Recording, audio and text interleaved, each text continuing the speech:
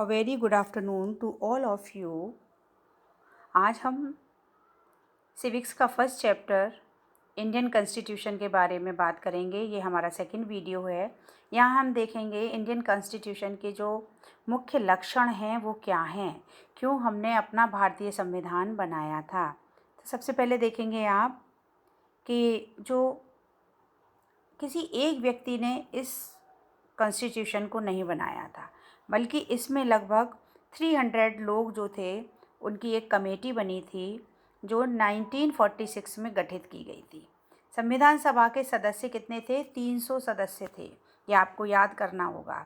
300 people जो थे वो संविधान सभा में थे और 1946 में ये कमेटी बनाई गई थी और इसमें हर 3 साल बाद जो इसकी बैठक होती थी संविधान के लिए वो होती थी।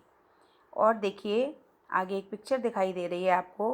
बाबा साहेब डॉक्टर भीमराव अंबेडकर को भारतीय संविधान का जनक कहा जाता है। जनक मीन्स होता है पिता, यानी कि इनको फादर ऑफ कॉन्स्टिट्यूशन इसलिए कहा जाता है क्योंकि ये ड्राफ्टिंग कमेटी के चीफ पर्सन थे।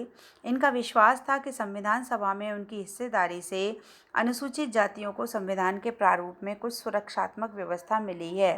ये नीची जाति को दलित से बिलोंग करते थे और जिस समय ये हमारा संविधान बनकर तैयार हो रहा था उस समय भारत में दलितों की स्थिति बहुत ख़राब थी। जो सवर्ण हिंदू थे वो उनको दबा और कुचला हुआ समझते थे, इसलिए संविधान में कॉन्स्टिट्यूशन में उनको भी अधिकार मिले, इसके लिए उन्होंने जो है इस संविधान सभा में हिस्सेदारी की थी।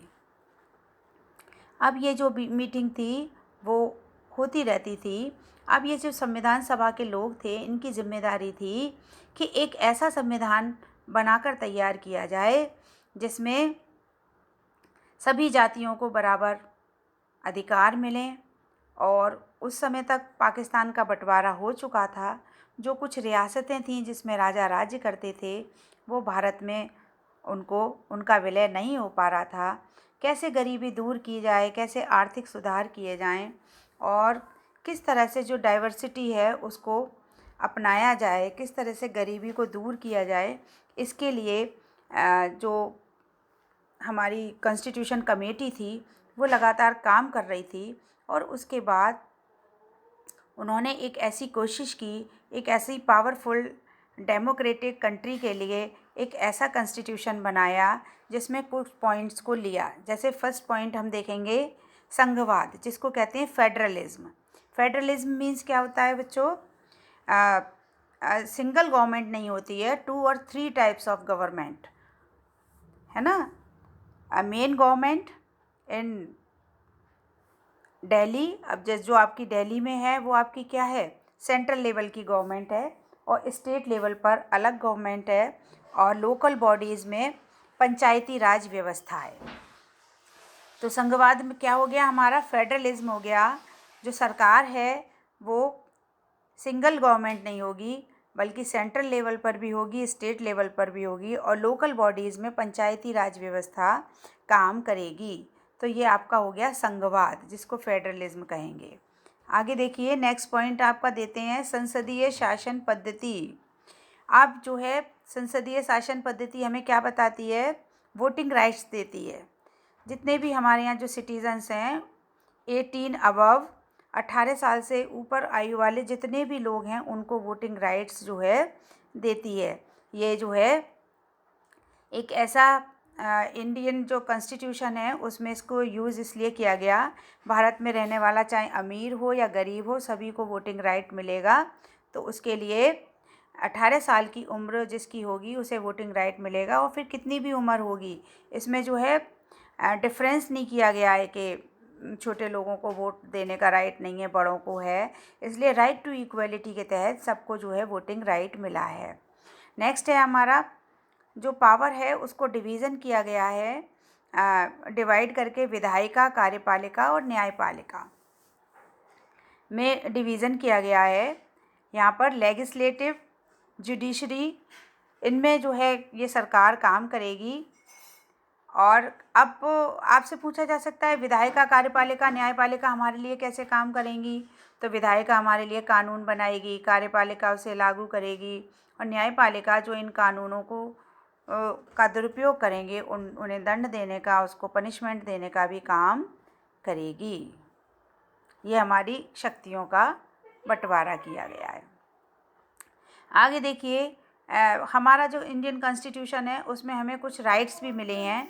तो वो राइट्स जो हमारे 6 राइट्स हैं, ये आपके एग्ज़ाम में आपसे पूछे जा सकते हैं कि भारतीय संविधान में जो मौलिक अधिकार हैं वो कौन कौन से हैं। पहला है हमारा समानता का अधिकार, राइट टू इक्वलिटी।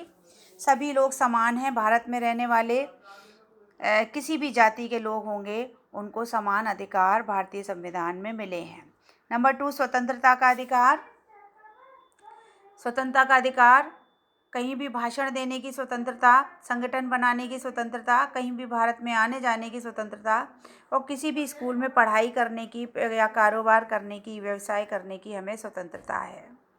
थर्ड है हमारा शोषण के विरुद्ध अधिकार, right to exploitation, against exploitation. 14 साल के बच्चे से हम मजदूरी नहीं करा सकते, यह एक अपराध है।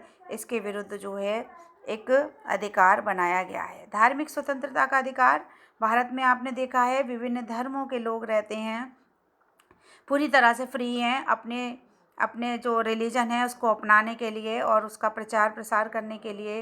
अगर आप हिंदू हैं तो आप मंदिर में जाकर पूजा कर सकते हैं, अगर आप मुस्लिम्स हैं तो मॉस्क्यू में जाकर आप अपनी पूजा आराधना कर सकते हैं। किसी तरह से का कोई बाउंडेशन नहीं है।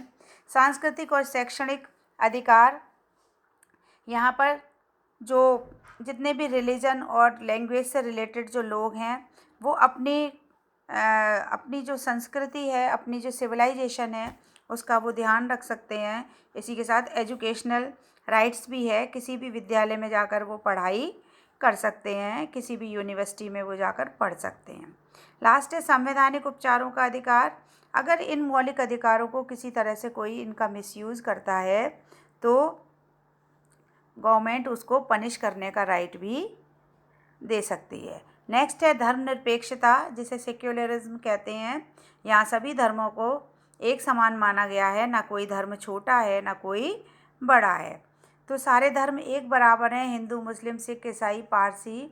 तो धर्मनिरपेक्षता इसलिए लिया गया है, सेक्युलरिज्म को इसलिए अपनाया है गवर्नमेंट ने, जो हमारे संविधान ने, कि यहाँ बहुत सारे धर्म और जाति के लोग हैं, इसलिए किसी एक धर्म को बढ़ावा भारतीय संविधान नहीं देता, बल्कि सभी धर्मों को एक बराबर एकजुट रहने की परमिशन देता है, जिसकी वजह से यहाँ सिविल वॉर होने के चांसेस कम हो जाते हैं। और सिविल वॉर क्या होता है बच्चों? आपसी झगड़े।